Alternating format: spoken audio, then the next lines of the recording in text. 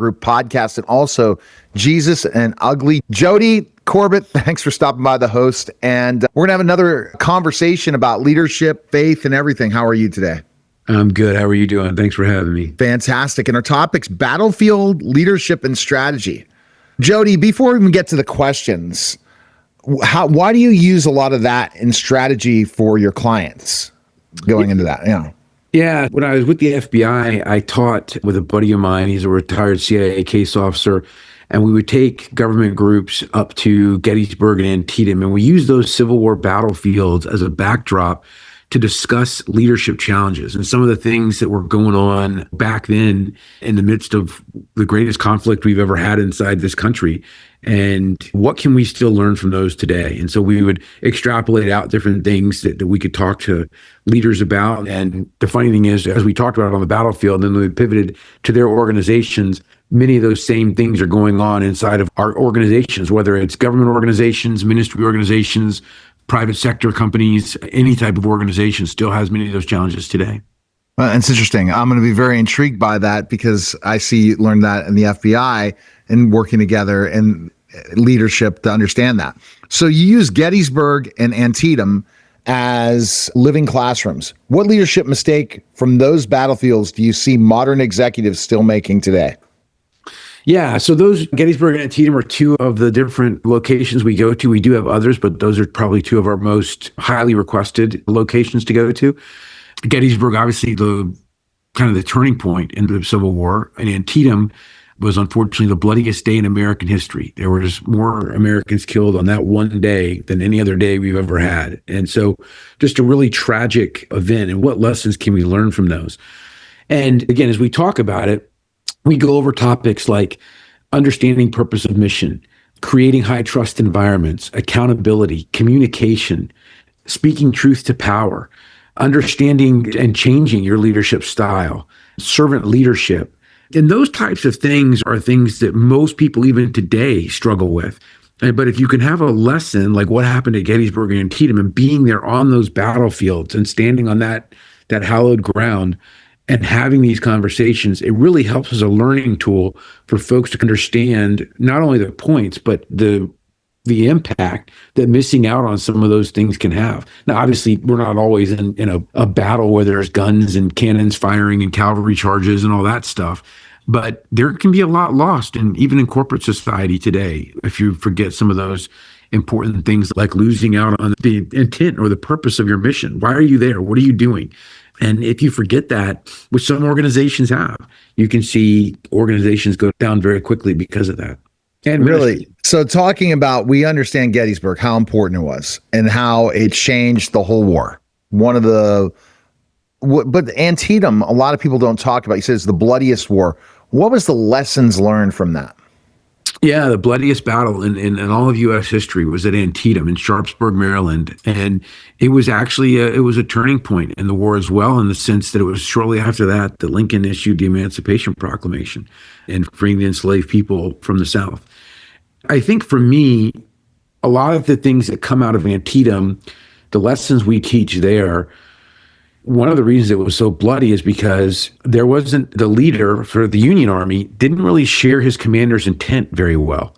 And he outnumbered the Confederates dramatically, but the Confederate general there, Robert E. Lee, he was able to basically move his troops around the battlefield in such a way and with such speed because he understood the intent of what the Union commander was doing, that even though he was outnumbered at times 6-1, his smaller force was able to sustain and inflict more casualties because of a lack of information sharing is one of the big things that we learned as we study that battle.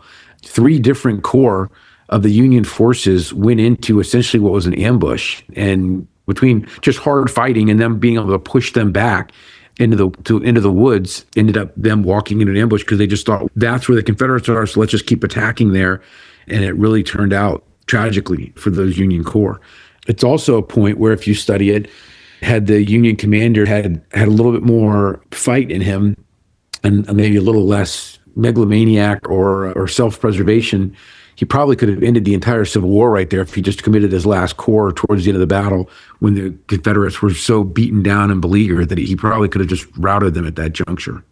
And it's so interesting when you talk about this whole process, Jody, because thinking of battlefields in business, very interesting that you see the same things that when you were with the FBI relate to business today, especially when you're talking about businesses that need to make strategic moves now to continue to grow. Either they're a startup or they're going through specifically a fundraising time or different things. And then they're bringing their organization together, the hiring process, all that comes into place where you can discuss these battles and talk about the strategically how they did not make the right moves. Yeah, you look at any time you want to talk about leadership or strategy, we always talk about you go to the boardroom, the ball court, or the battlefield. Whether it's sports, whether it's business, whether it's the military, they all have this understanding of the basic leadership principles generally. But there's things that you can study to help you with that. Defining culture. Defining cultures is something that's important to all three of those, whether it's a military or unit organization, whether it's a sports team, or whether it's a corporate board. You have to have a defined culture as to what you want. Everyone needs to understand why they're there, what their gifts, skills, and talents that God has given them are contributing to that body, to that group. And we can't minimize those things. Many of my clients, especially in the IT realm, they've got folks in there with a wide variety of skill sets. Some are very good kind of administratively and making sure the bills get paid and that there's food brought in for lunch and stuff like that. Whereas others can sit and just by glancing over a series of code can tell you where the issues are in the code that's been written and how to fix it. But those same individuals that are great in the code, they forget to eat lunch, right? And so you have to have everybody coming together to work together to create a good environment where everyone feels part of that team, part of that organization. Is there a specific battlefield decision that you use as a case study for courage under pressure? We do talk about speaking truth to power, Gettysburg. That is one of the things we discuss. And we use the example of Pickett's charge. And Robert E. Lee gives out an order where he wants to basically send a large portion of his army up the middle. And the rationale for that, we believe, was he had been attacking the Union right and left flanks the previous 2 days pretty strongly. And so in his mind, he believed that by sending James Longstreet, I'll talk about him in a moment, up the middle, that he should be able to split the Union army in half. And the reason for that was he assumed that the Union army had reinforced their flanks, and so the middle would be weak, and that his men could cover the 1.5 mile ground, because before he'd seen them do miracles. You look at the major battle just before this was Chancellorsville, where, again, they were outnumbered at 0.6 to 1, and they did a flanking maneuver that completely surprised the Union forces and routed them. And so he believed that his men could do anything if led right. The challenge with giving that order to James Longstreet was Longstreet, unlike Stonewall Jackson, who had been Lee's hammer and the hammer and anvil strategy that he had, Longstreet was much more of a defensive-minded or defensive-oriented commander. So he was great at Marie Heights and Fredericksburg because he could get his men in defensive positions. And again, a much smaller number up at the top of this hill at Marie Heights and Fredericksburg, and they were able to withstand and repulse multiple Union attacks up that hill. Whereas at Chancellorsville, it was Jackson who did this flanking maneuver that was incredibly impressive and completely shocked the Union forces because he basically moved his infantry over 13 miles to hit them on the flank that they weren't expecting to get hit on. And you see that, and Longstreet goes back to Lee and practically begs him, don't do this. Don't send us up the middle. They're going to get killed. That's 1.5 miles of open field. And Lee basically tells him to move forward with it. And Longstreet eventually does because that's what he knows he's called to do. But I think the big thing for the takeaway for that is creating an environment where you allow your subordinates or your other team members to have a voice and that you listen to their voice. Hear what they have to say. Pray about it. Lord, what is I have these different things that are being spoken into me. Give me wisdom, give me discernment in this. And then look at the facts of what you've got. Because one thing I've noticed is that everybody's got an opinion. Everybody likes to share their thoughts and their perspectives, But the problem is their perspectives may not have all of the facts that a commander or that a leader has access to. And they may not be entitled to that. There may be other factors that are going on that they, as a first level supervisor, shouldn't know about because it's a bigger strategy piece for the organization, or maybe an acquisition is going to take place or something like that. But that's where I always go back to trust in the Lord and help ask him to give you wisdom and discernment as you're moving forward on some of these more challenging or difficult questions that you're facing as a leader. No doubt that's key. And the decisions, how do you look at making the right decision? What you said, prayer, you said reflection, you talked about the importance of that. How important is it for the leader to make that final decision, not the rest of the team? Because that happens sometimes. It does happen. Yeah. And there are times where you need it. Like when I was a supervisor for the FBI, there were times where I could bring people in and say, okay, this is what I'm facing. This is what we're looking at. What ideas, what suggestions do you guys have? And depending on which program I was supervising, if I'm working violent crimes matters, I may have to make a decision pretty quickly because it could be a life or death scenario. Whereas when I was supervising cyber investigations, it likely wasn't his life or death. And so I could have some more time. And when I have more time, that's when I can solicit and enlist more feedback. It's also where I can put subordinates in a leadership role. Okay, we've got this situation. We have this project we're working on. You're going to run this. I want you to take the lead on this. And these are some things I want you to consider as you're leading it. The other thing too is when you're a leader making decisions, there are some decisions you have to make and be able to go forward with and be unwavering in those decisions. Those are going to be your key principle things, right? Hey, our organization is going to do blank. We're not going to allow these other things to come in and pull us from our mission. We're going to be focused on this.